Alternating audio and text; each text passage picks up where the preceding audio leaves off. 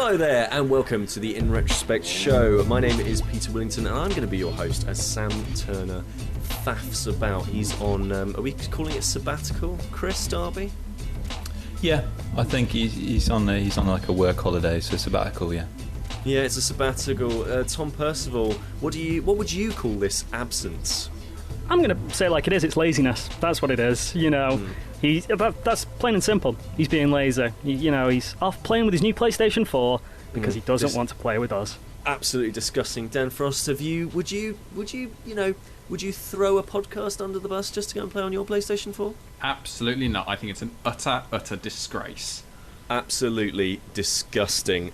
So on today's show, on this month's show, we will be talking about free rice, how you can get it, how you can give it to lovely people, how you can click on links to make sure that you're answering questions correctly and raising money. What are the ethics of that? Is the game any good? We're going to be discussing freerice.com. We've also got Chris's gaming news. We're going to be challenging Dan, and we're also going to be listening to some lovely music and whatnot. But before we do, let's go to the news that has absolutely destroyed the very fabric of the United Kingdom, and quickly discuss that Big Ben, the very large tower with a bell in it in Britain that lots of tourists come and see, bonged at the wrong time. Tom, you've got the full scoop on this one. Certainly do. Yes, Big Ben was supposed to bong as usual, but instead it bonged 5 minutes too early. Let's hope that Chris's gaming news will bong at the right time. Impartial reporting, partially formed headlines. This is Chris's gaming news. Don't you forget about me. Down came the rain and washed the spider out. Resident retrieval. Is that a console in your pocket, or are you just pleased to see me? Fantastic selection of news items there, Chris. As usual, I'm going to swing this one right over to Dan. What's the first news story that we're going to go with? What's the one about the spider? Oh, I can guess some of these, but I think the spider one I don't know anything about. So is this anything to do with? This is a games shot. Is this anything to do with games? Is this to do with the sequel to Spider: Secret of Bryce Manor that was an award-winning mobile game at the genesis of mobile gaming? Or you're getting colder. Brilliant. No, this is basically about an upcoming game called Spider: Rite of the Shrouded Moon. Yes, so I was right then. This is the sequel. Oh, is it? Sorry. Right. Classic Chris's news. Excellent. So, Chris, do you want to fill me in on that thing that I clearly know nothing about? Well, Pete, I'll just brief you. I know Dan and Tom are fully aware of this, but I know you need to catch up a bit. So, basically, this is a platform puzzler where you play as a spider exploring a mansion, uncovering secrets about the occupants of this mansion. You may think, okay, that sounds quite interesting, but this is what makes it really cool, is that the weather changes in the game, and that affects the spider's ability to move around the mansion. But what's really cool is that the weather is synced up with the weather in your actual area where your computer is located. So the forecast of where you are directly affects the forecast of the weather in the game. Can I say, as someone who's living in Manchester, I can pretty much tell you what it's going to be every day. Yeah, it's bleak. So obviously, Chris, this is the sequel to a beloved game on touchscreen devices, Spider: Secret of Bryce Manor, and it was unique at the time because it was a physics puzzler. Nothing massively new about that, and used the touchscreen to great use, but it was the narrative that actually flowed throughout this game. There was a surprising narrative in this that really did kind of hit home a little bit. It was kind of a surprise as well, a little bit like Braid's narrative was a bit of a surprise. I think the fact that this is that this Spider sequel has come out of the general I mean, I don't mean to be rude about you, Chris, but you're not the sort of person who goes looking all of the time for mobile gaming news, are you? You're not really, or even gaming news. I don't think we should just limit to that. but the fact that it's kind of getting into the mainstream press, getting into the mainstream gaming sites as well, I think that's kind of indicative of how exciting this game is. Yeah, I mean, not exciting enough that they failed to mention the prequel to this title in the news reports I looked at. Yeah, but I mean, I just think it's a lovely, and I'm kind of really intrigued about future titles that explore these real world kind of occurrences and let that impact upon your gameplay. Did you guys ever play Boktai? No. Shockingly, no. Yes, I've played Boktai. Yes, I have played Boktai. So Boktai was a game that you slotted it into your Game Boy Advance? Yes. Is that right? Yeah. Slotted into your Game Boy Advance, and it actually had a reader in it poking out the top that would detect the amount of sunlight there was. Yeah. It was a game about fighting vampires, so if you were playing outside on a nice hot day, it was actually much, much easier, or a bright day I should say. It was much easier to kill all the vampires, whereas if you played it at night, it was much harder. So there is some history of this, but I like that it's kind of coming back and bringing in weather. I know, and I think we're quite fortunate in Britain. I know Tom says about Manchester, but living in a temperate climate, it's going to make for a more dynamic playing experience. You're going to be playing on normal all the time. Yeah. Yeah. Okay, so I think, Tom, it might be up to you to choose the next news story. Could we just get those three remaining headlines again then, Chris? Yeah, they certainly were pretty hardcore. Don't you forget about me. Mm-hmm. Resident retrieval. Yeah. Is that a console in your pocket, or are you just pleased to see me? I think we all know which one you should be choosing, Tom. Really? No. I'm trying to guess what they are. I can get an idea between the first one and the second one. I'm not sure. I don't know anything about the third though. Yeah. I think I know the second one. I'm going to go with the third one. Yeah, do it. So, is that a console in your pocket, or are you just pleased to see me? What do we think this is about? Uber. It very well could be. Is this the news that? Is this the news that Steam have? The people at Valve have decided to make a Steam box that is a handheld. It could be. I mean, you may be talking about a prequel to the story I'm about to tell you about, so I don't know.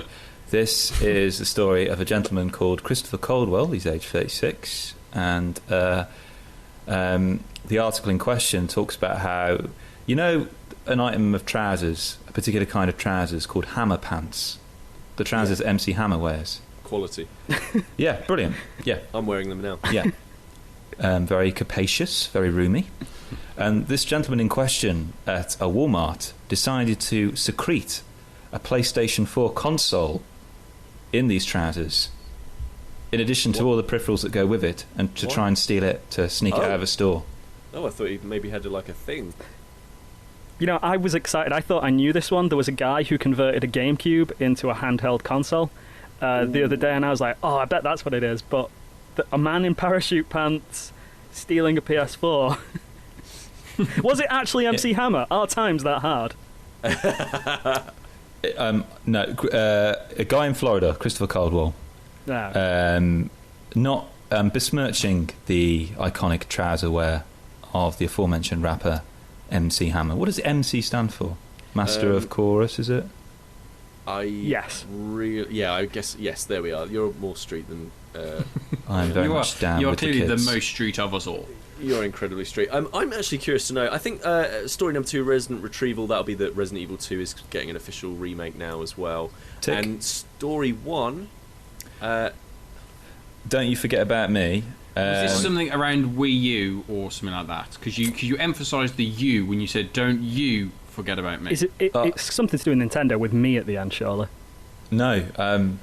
God, these are really good guesses, actually.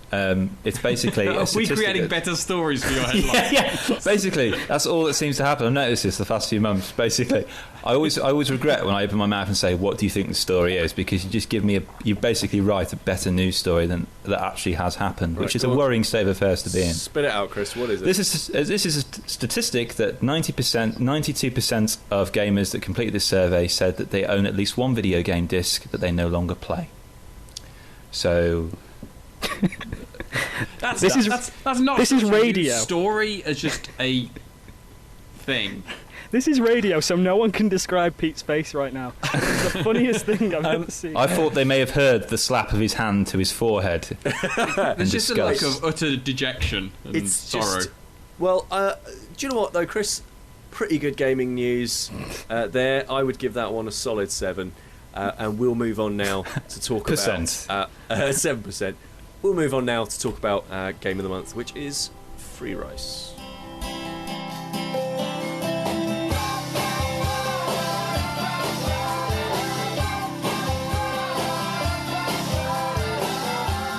FreeRice.com is a website which you can visit and donate free rice to starving people around the world. This is no joke, actually, even though these terrible human beings that are recording a podcast with me are laughing. Shame on you all.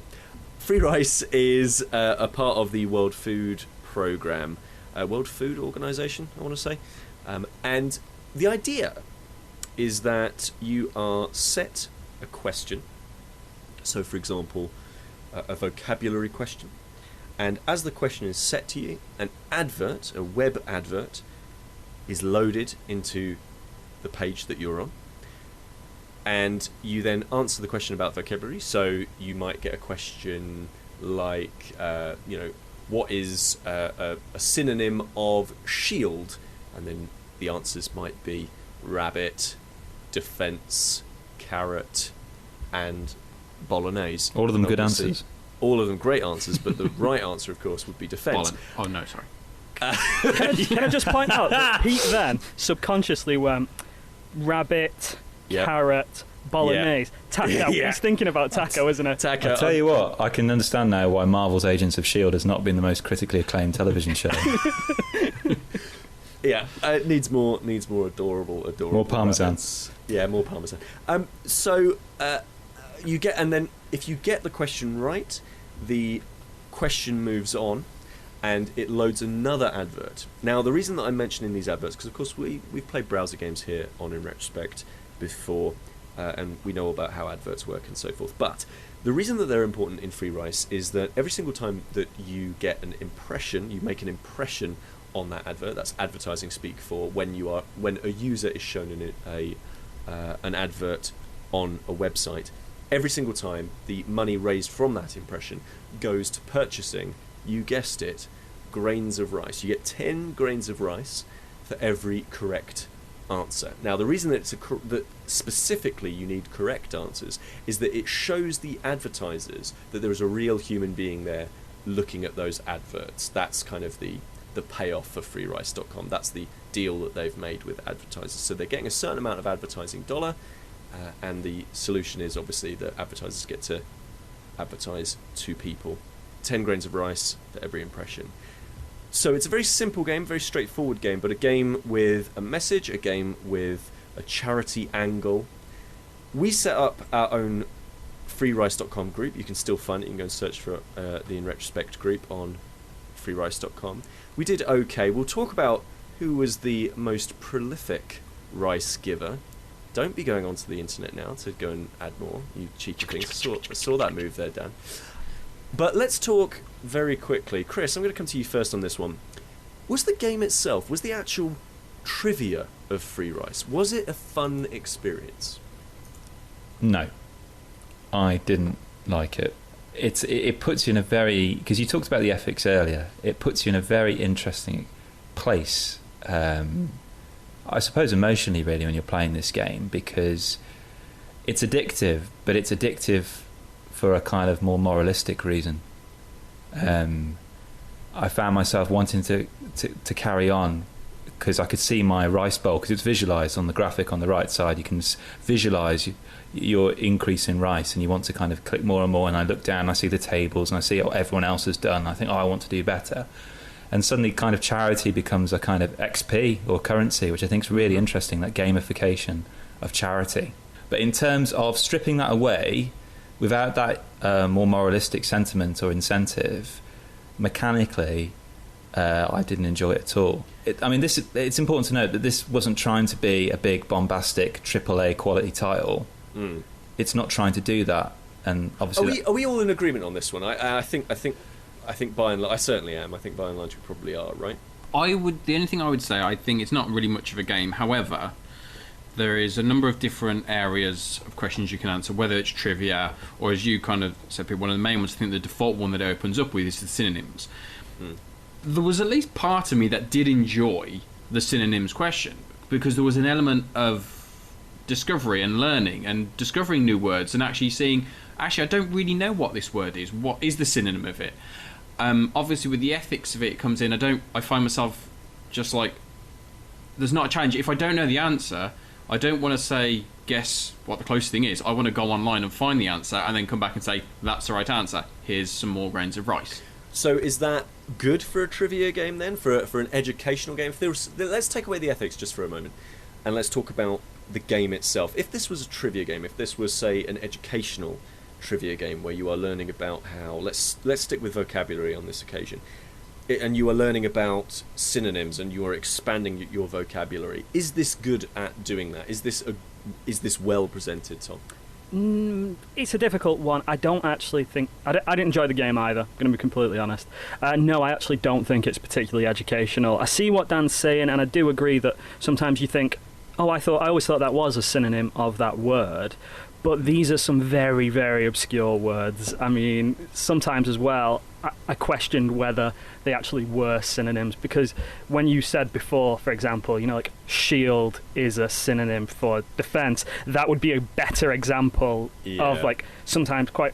I mean, yes, but at the same time, no, if you see what I mean. And sometimes I did feel that the game was just a little bit like, oh, you're stretching it a bit there. Like it would be red synonym passion, stuff like that, and it would be like, what?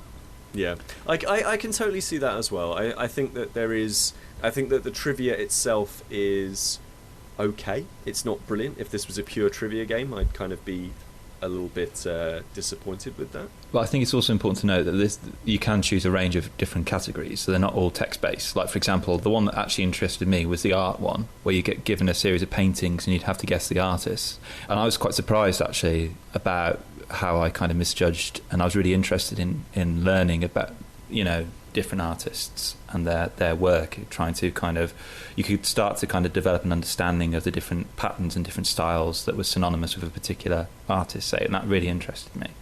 So for those who are more visually based learners as opposed to kind of written or text based, there's something for you there. So to play devil's advocate then, let's say, as I say, this is a traditional trivia game. Since we are going away and we are learning about what different words are, we are learning about what artist created what painting, is the desire to give to charity and the desire therefore to get a correct answer that pushes us to open up a Google browser and to actually find out who that artist is or find out what that correct word is that inspiring in us a desire to learn, to grow?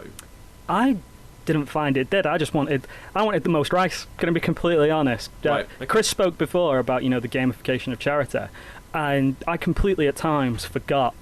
If like the other day I was thinking, no, I've not actually played Free Rice in a while, and I thought, is that because I think at the time when I stopped playing I had like a 6,000 lead on people or something like that, and I was like, nah, I've got a built-in security net there. So it was obviously never about helping people for me. It was just like, oh, I just want the most rice. And I did think as well at times, like, well, this game's cheating me, because that was definitely a synonym for that word, I did find, and it sounds awful, because it is giving people rice, but I didn't think about it like that after the first 10 minutes. So let's bring in ethics then, because this is clearly a big part of what Free Rice is.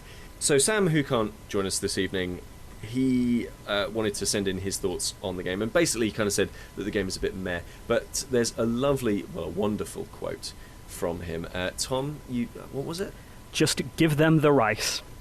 Right, yeah. I think that this is where we have to bring ethics into the video game, unlike, much, I'm sure, to the chagrin of some people. We do have to speak about ethics in video games, and so in this instance, there is and Tom, you touched on this quite nicely, actually.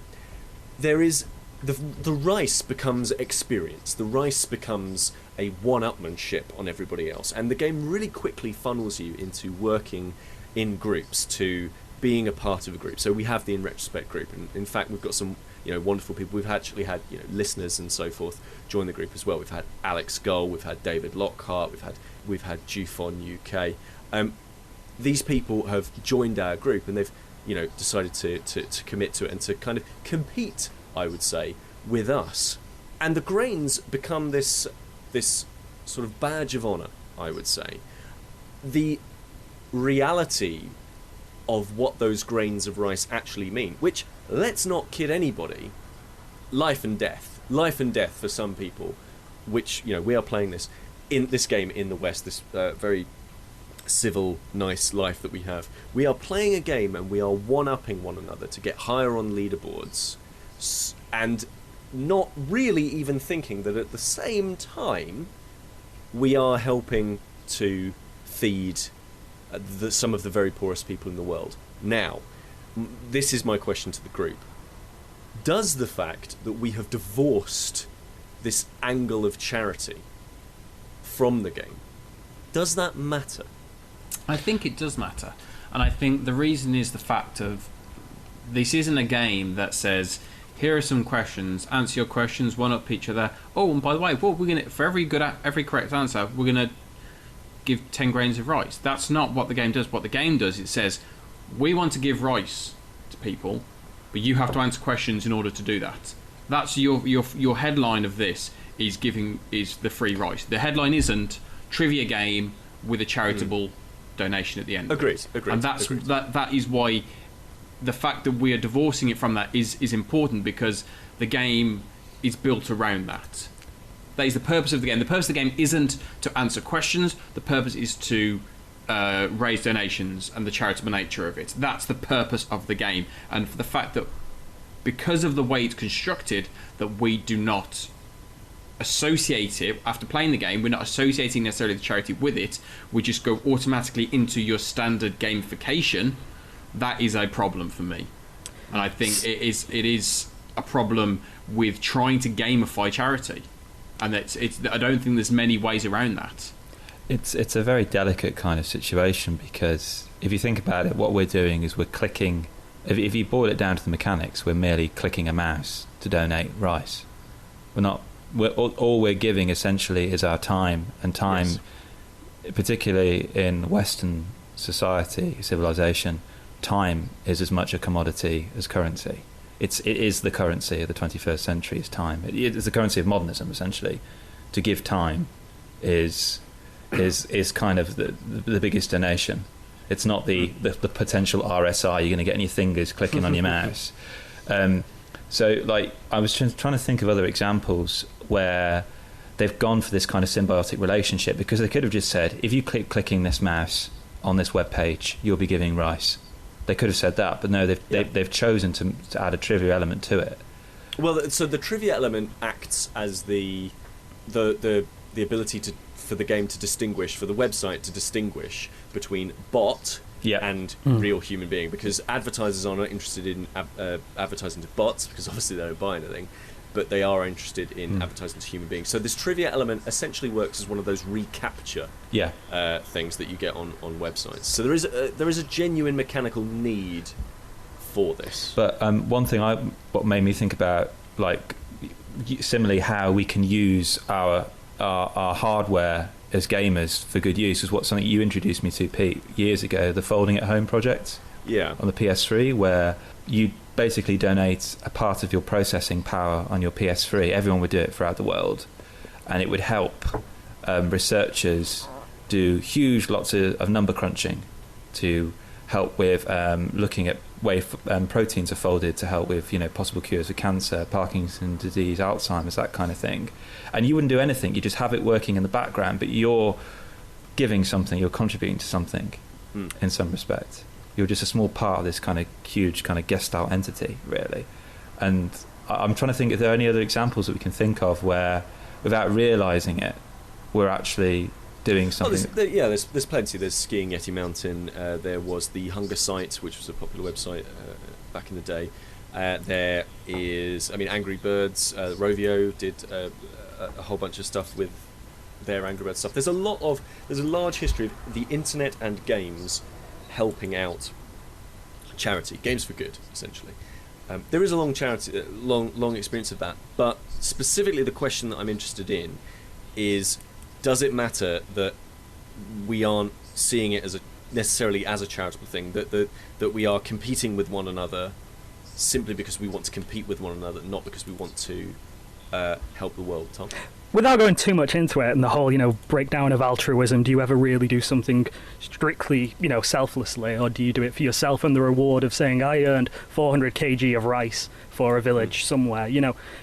It's a difficult one. I actually disagree. I don't think it does matter as long as you're doing good, even if unintentionally you don't care about the fact that you are doing good.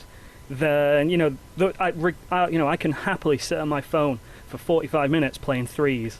Just doing realistically something very similar, just flipping, tapping a screen.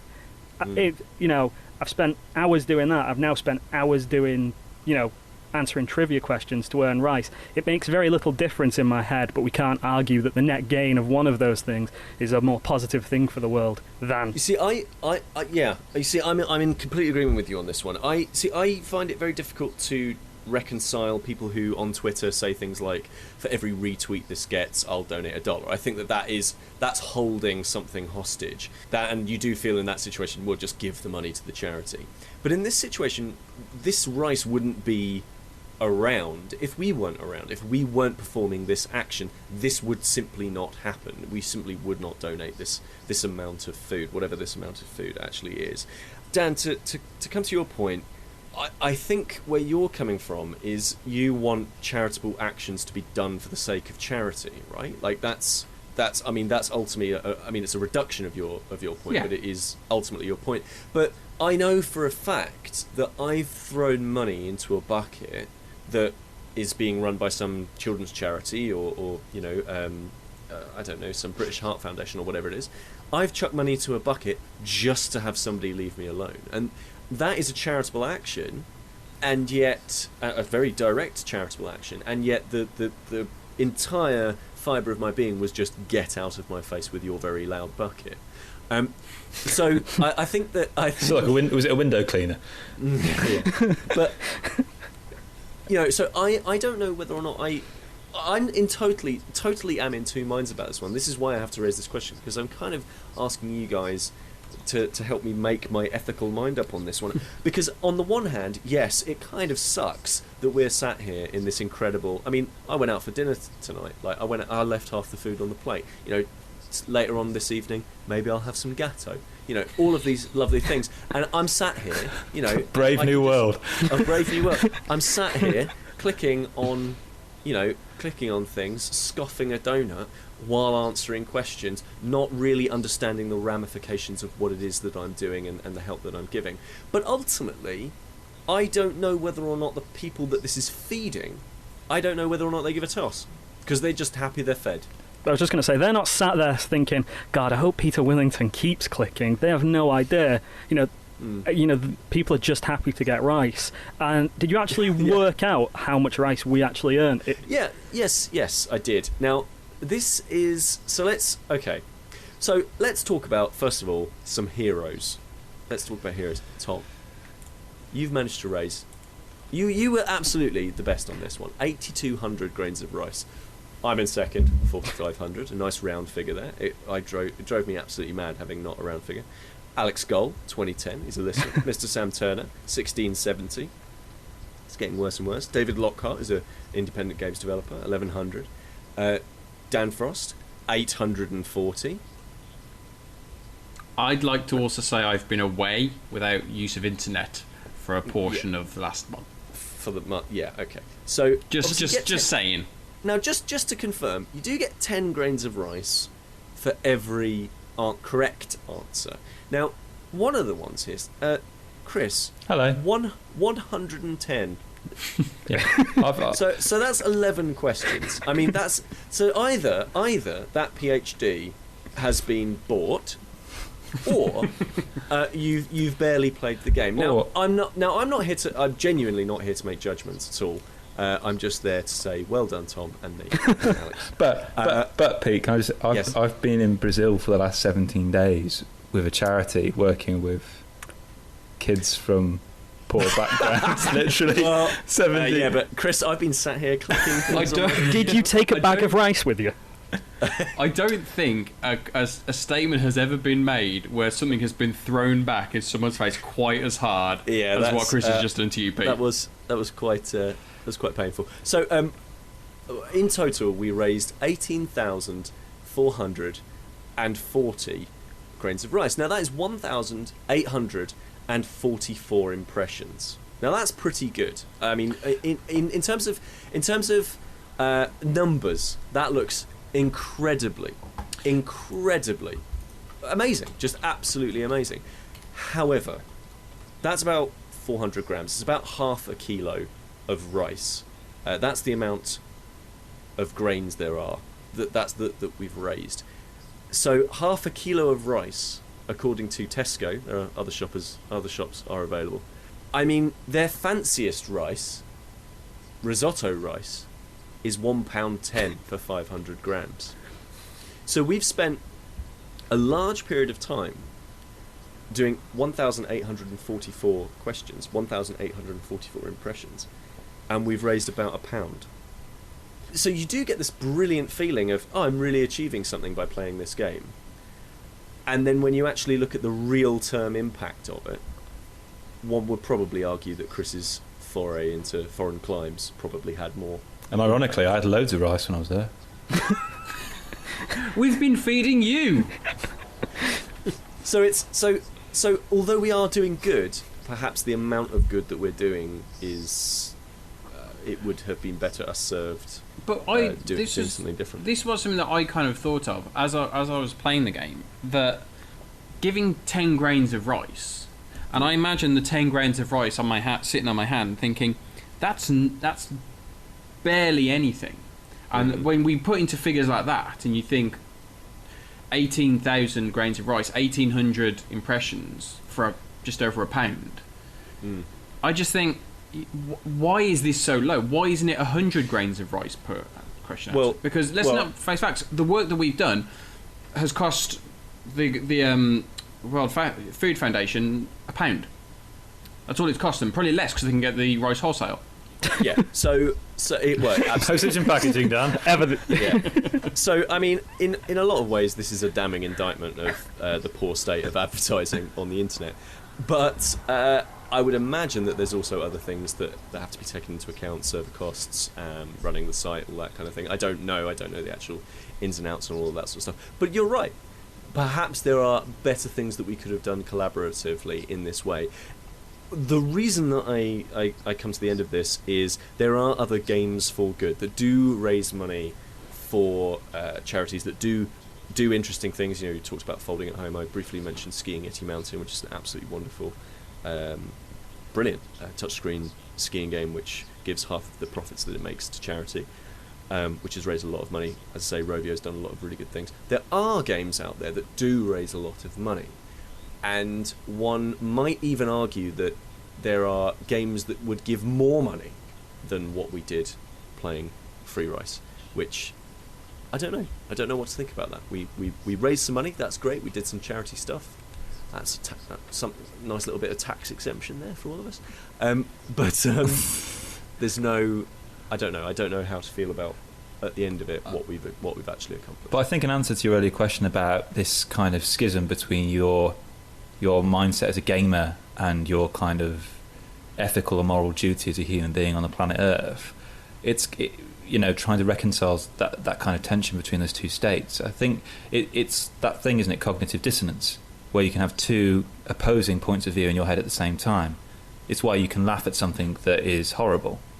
You can find something funny that isn't funny, say, for example, or you can laugh at something that you wouldn't laugh at. You actually hate yourself for laughing at it. It's that kind of. We're not that simple and clear cut. It is possible for us to actually have an understanding of the charity and the ethics of something whilst enjoying it as a piece of entertainment, as a game. We can actually objectively reconcile those two things. Challenge Dan, challenge Dan, challenge Dan. Challenge Dan. It's my week this week, isn't it? Sorry, No what's the one name of really the audio? understands why we're challenging Dan.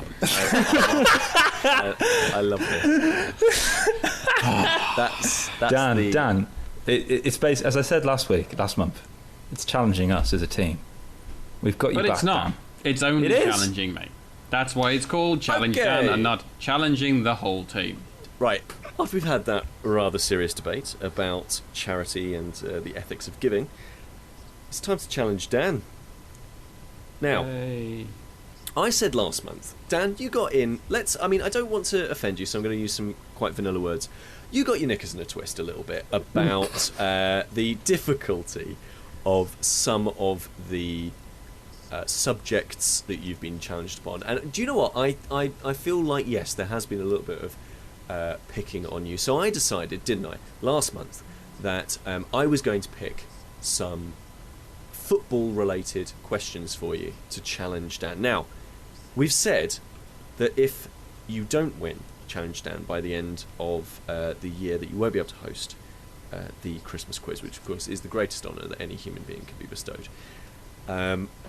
And it'll have to be somebody else. So, hopefully, with these football questions, Dan, you will be in with a better chance. I think, Pete, is it worth explaining to, if we've got any new listeners out there, do you want to kind of give them a sense of how much of an expert you are on said football quiz? So I've chosen football questions. Now, to give you an example of how good I am at the football, Just listen to that statement that you just made. The football. I remember once, I once having a conversation where we had to kind of brief you on the things to say if you ever got caught into a conversation in a pub with somebody who asked you what football team you supported. Something along those lines. Well, I mean, when I say something along those lines, I mean yes, exactly along those lines. I'm not exactly. I used to be a fan of football when I was a young man, but kind of fell out of love with it when I grew up. So You're only 29. I'm sorry. No, I don't mean any of that. Football's great. It is actually a genuinely great sport. And I've been playing Rocket League, and I've noticed that all the old things I used to say when I was into football when I was 9 years of age, I've started coming out again. Like I'll say, "Oh, that's a lovely bit of skill" and stuff like that. That's a lovely bit. He had a deep voice even at 9 years old. Yeah. Yeah, I have to say, having played Rocket League with you, it's bizarre hearing you use terminology which is you would use on a football field or whilst watching football. It's utterly bizarre. It's lovely. I get my my testosterone out in that way. Right. So, Dan, Yes. it's time to challenge you, and these are my questions. I'm going to give them to you. So, obviously, Chris, Tom, you'll be able to help out massively. with Dan if you want. I've created a list. So I've got 4 names of soccer stars. 3 of them are real. Yeah. 1 of them is a big old fib. Okay. And I've made them up. So I've got 4 names of soccer stars, and I've got a little bit of their backstory and history. Dan, I want you to pick out the one that's a fake. Okay. Okay. Can't wait. These are real, absolutely real. I even had to do some research. I threw out one of the names because it turns out that it was... You mean these aren't off the top of your head, Pete? No, these aren't. No. Yeah. I actually had to throw one of them out because one of them, it turns out, is an urban legend. But these 4 are absolutely real, totally real, and any... was it something from the Hurricanes? True. Yeah, it was the Hurricanes. What a quality cartoon that was. So Dan, Challenge Dan is on right now, and I'm going to ask you, which of these 4 is a fake footy footballer, and which 3 are real ones? And you're going to have to tell me. And if you get it right, then you're one step closer to hosting the Christmas quiz. If you get it wrong, then I know more about football than you. So, guys, you'll be able to help him out as well. I'm sure that you have with your deep football experience. So, Dan, which of these are not real? So the first one is the appropriately named Mark de Man. He was a Belgian defensive midfielder. He's played for KSC Hasselt, Roda JC, and Germinal Beerschot. We have Bernd Butt, a German left back that played for Eintracht Braunschweig during their Bundesliga winning 1967 season. There's Naughty Naughty.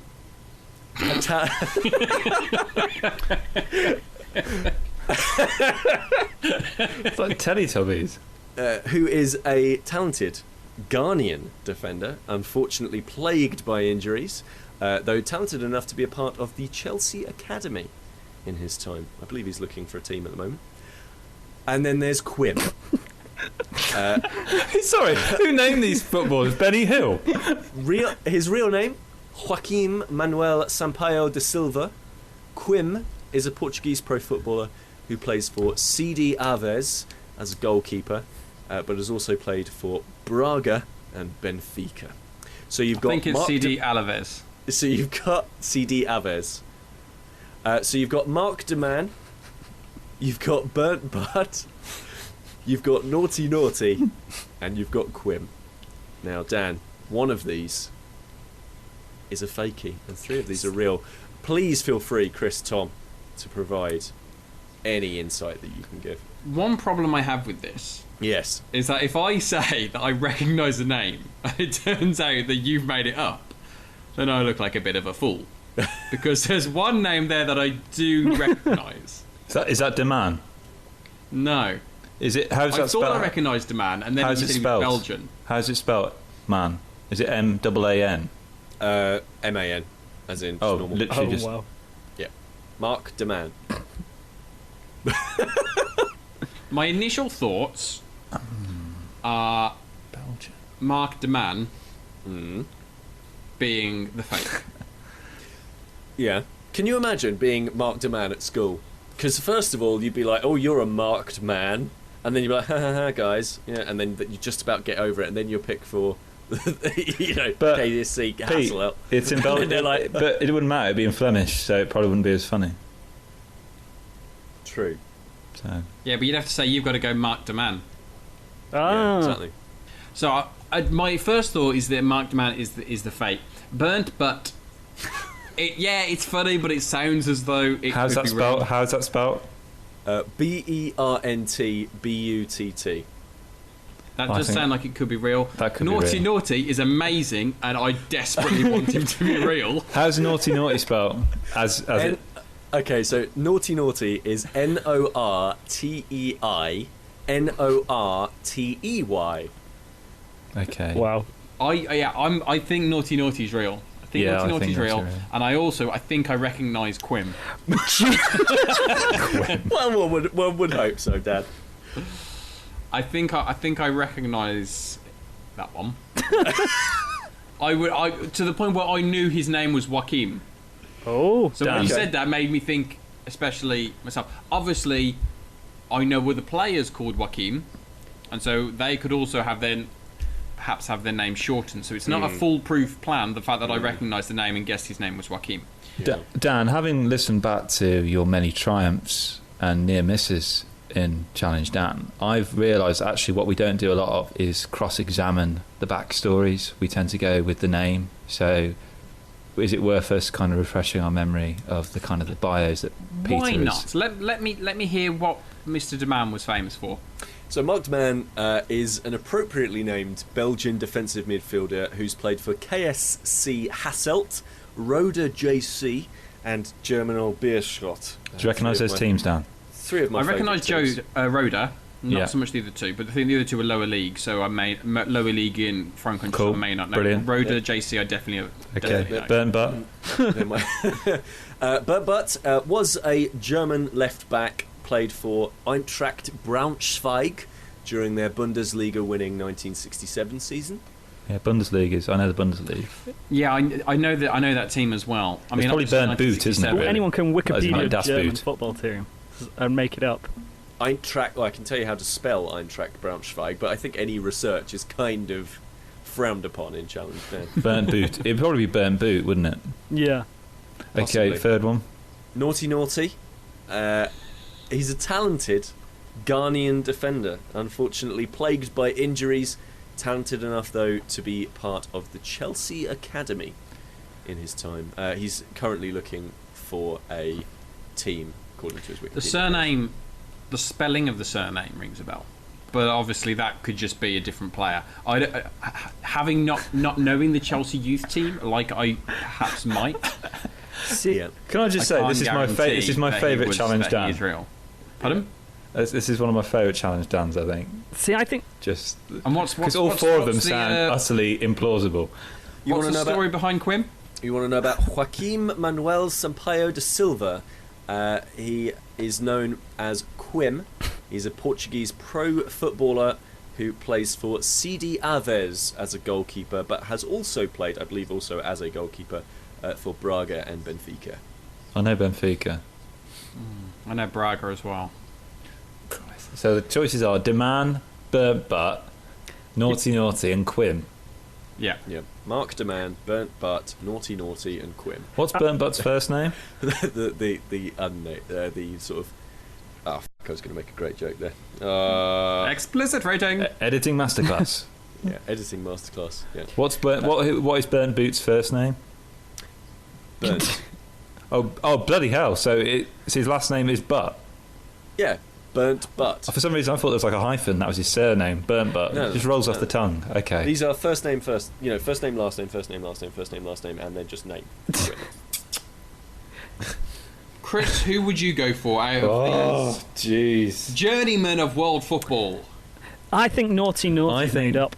I think there's just a okay. bit too much of a story there that he's prone to injury, which you don't, I've done a challenge, Dan. I know how you think. You're like, I'll just add a little bit of detail, bit of colour. Likes his women and his liquor. Does Naughty Naughty. Yeah, Naughty Naughty. The most biographed footballer in the world. Plays for the Chelsea youth team. None of these are ringing any bells with my 2004 Premiership football sticker collection. Now, obviously, what people can't see, because you're listening to an audio medium, is Dan and his face incredibly you can see across his face thoughts, imagination, concern that this may all go terribly, terribly wrong, that he'll not pick the correct answer. A sort of longing to be right. Go on, Dan. Pete, Yeah. who would you pick? Yeah. You nearly said something then. Who would I? Has anyone got Sam's number? Some ring Sam now. Just give him a bell. Sam, have you ever heard of Naughty Naughty? You see, now let's just reverse engineer this. Sammy's a Chelsea fan. No, let's reverse engineer this. Pete would have gone onto Google online. He wouldn't have just typed random words in and put footballer next to him. He would have said funniest footballer names ever, and they would have come up. So I could imagine Burnt Butt being on that list. Yeah. I could imagine Quim being on that list. Naughty Naughty, is that really funny enough to warrant its place on a list? I think it is, but I also don't think that Deman is Mark funny enough to be on Deman, that it's list. not But funny enough. I heard that and I thought that's something Pete would say. Yeah. It's also it's the undersell, isn't it? Mark Deman. Mark Deman. It's kind of normative determinism, isn't it? It's where like Mr. Bunn becomes a baker. Can you imagine me called Mark Deman and being a Just off camera, because listener, we can see each other on webcam. There's probably like a huge kind of whiteboard in the background, all these possible names crossed out. I must make the perfect pun. Alright, I am going to go with my gut. It's failed me before, but I don't learn from my mistakes. Okay. I am going to say that the incorrect, the fake, the fib, the absolute unadulterated 100% lie of a footballer is Mark Deman. Okay. Well, Dan, I don't want to keep you on tenterhooks anymore. I don't want to drag this out for any longer than it needs to be. I'm going to tell you right now that Mark Deman is real. Ah, damn it! Naughty Naughty, though, he is also real. I knew he would be real. You sounded too good. Quim. And Quim, he also is real. Thank God. Thank God I didn't recognise someone you made up. Burnt Butt did not play. He's not real. He is an amalgamation of two German players who did play for the German team. One of them was called Bernd with a D, and one of them was called Butt, which I thought was hilarious. And Eintracht Braunschweig is a real team, I know that. and they did win the Bundesliga in 1967. See, that's the thing. That's the thing with Challenge Dan. You guys go out of your way to trick me. You did research which was all factual except for the tiny part of his name. But the bit that matters. Also, I haven't done it yet, so I wouldn't be that Machiavellian. You will, Chris. It's great fun. So, there we are, Dan. That's unfortunate. I appreciated that Challenge Dan much more than others, though. Yeah, because I felt that we decided that as a team. I completely agree with your decision, Dan. Can I say, I think Mark the Man is probably a listener, and I think he's probably very upset that we thought he was fake. Mark, you are the man, though. He's probably having an existential crisis as we speak. You are dirt man. So that is the end of Challenge Dan again for another month. Chris, you're going to give him a right old seeing to for next month's one. A trip down memory lane you've got planned. So let's... I'm looking forward to that one. Next up, listener, an advert. Once a week, at least 2, but sometimes 3, and if we're lucky 4, people get together to chat about video games. We've known each other for a very long time, usually. Sometimes we haven't because they're guests, so, we try. But basically, it's a video game podcast. We chat about the serious issues in the world of gaming, and we have a bit of fun too, and sometimes we even play a little bit of a game of Guess Who. Although we don't call it Guess Who because that would be copyright theft, and the internet takes that sort of thing very seriously. You can find us on godisageek.com, or you can search for God is a Geek on iTunes, on YouTube, on Stitcher, or practically anywhere that you can find a podcast. Hope you hear us soon. Hey True Geeks, JJ Samus and Mike Wong here to talk about our podcast and website, True Geek Radio. If you're listening to this, you clearly have impeccable taste in podcasts, and we thought this might be a good way to say hello. We are True Geek Radio, a talented and passionate group of pals who love waxing poetic about all things geek. We're the mega fans, hobbyists, whimsical racketeers, and chosen family, all of which drives True Geek Radio to exist. We're all about the conversation. That's why we'd like to cordially invite you to join us as we review the latest in video games, TV, movies, tech, and more. Look for our podcast on Stitcher, iTunes, or visit our website, truegeekradio.com. Interact with us live on our Twitch stream, Thursdays at 10 p.m. Eastern, or just stay informed with our weekly video wrap-up of the latest geeky news in The Update. Look for True Geek Radio on Facebook, Twitter, and of course, truegeekradio.com. Oh, don't those podcasts sound good? They sound amazing. Go and download those and tell them that your good pals at InRetroSpectPodcast.com sent you. This is Chris's glitch of the month. This is a story of a game that has been created inspired by a glitch, a very famous glitch actually. The game Pac-Man 256 is coming out shortly. Has it come out yet, Pete? It'll have come out by time of recording, hasn't it? It's already out. Yeah, it's already out. Yeah. It's called Pac-Man 256 because it's in honour of the infamous level 256 glitch. Pete, do you want to elucidate on this, or are you happy for me? Yes. So, Pac-Man, the original arcade machine, due to the way that its programming worked and to programming language or binary language or some old technical stuff that I don't really understand. Once you get to level 255, if you complete it and get to 256 in Pac-Man, the screen completely glitches out and goes terribly wrong and breaks. The reason is, again, something to do with programming language. Yeah, it's basically because it could only do a single byte or 8 bits to store the level number, so it can only process numbers from 0 to 255. So beyond that, it basically crashes and creates this kind of infinite loop that's unbeatable of all this garbled code. Yes. And Pac-Man 256, the game, brings that in visually, doesn't it? Yeah. So it basically... it takes that, so you start off playing a kind of a normal Pac-Man level, and suddenly the level kind of dissolves into this garbled bits of kind of retro code of numbers and letters, all different colours and things, really, and you have to kind of circumnavigate that maze, and it kind of stretches on into infinity, really, and it's just quite nice that from what appeared to be just a random glitch has been kind of, in a beloved fashion, turned into a game in itself. It's rather wonderful. And of course, have we all played Crossy Road here? Have we all played Crossy Road? I've just installed it on my tablet. I haven't yet to play it. Oh dear, well, absolutely terrible. Not down with the kids. This is actually from the creator of Crossy Road. It's the development team that made Crossy Road are in charge of Pac-Man 256 and of course Namco for the 35th anniversary of Pac-Man, Pac-Pal. Good stuff. So I think that pretty much wraps things up for another month. Thank you so much for listening, dear listener. We really do appreciate it. If you appreciate what we're doing, do head on over to iTunes, give us a rating and a review. It really does help us out, gets people to see the podcast a little bit more. Tell a friend, bring a pal. We like you, and I'm sure we'll like your pals. So tell them all about the show. and that would be lovely. You can still hook up with our Free Rice group if you so desire. Just go to Free Rice and have a quick look for it. You can find all the information about all of the stuff that we talked about here on the InRetroSpect show on InRetroSpectPodcast.com.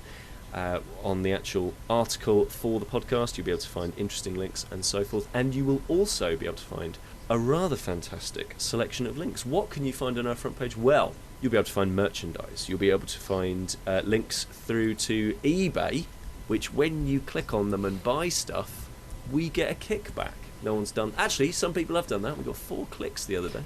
4 clicks, no money. So there's that.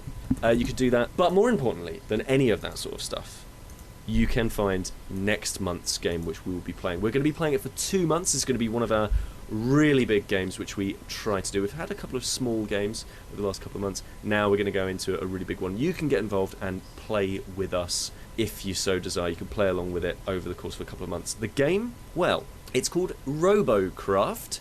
You can find it on Steam. It will work on Windows PCs, it will work on Macs, and it works on Linux and Steam OS as well. So as long as you've got something that plugs, that can have a keyboard plugged into it, pretty much you can play this one. It's free to play, as all of our games are. It's a multiplayer MMO from Free Jam, and basically it's kind of a little bit like Robot Wars meets Minecraft meets an MMO. So kind of interesting stuff, and you'll find a direct link to it from InRetroSpectPodcast.com. You can follow us on Twitter, you can follow us on Facebook, all that good stuff as well, but you don't need to know about that because you already know about it all. Now, Dan, what is the tune? Where did he touch you? This is A Touch of Frost. This month we are once again having a tune from OC Remix. We have had quite a lot of these, but they do have an incredibly large selection of remixes. This month's we visit the world of Mario and Dr. Mario in particular. So this is Dr. Mario Burning Up by DJ Redlight.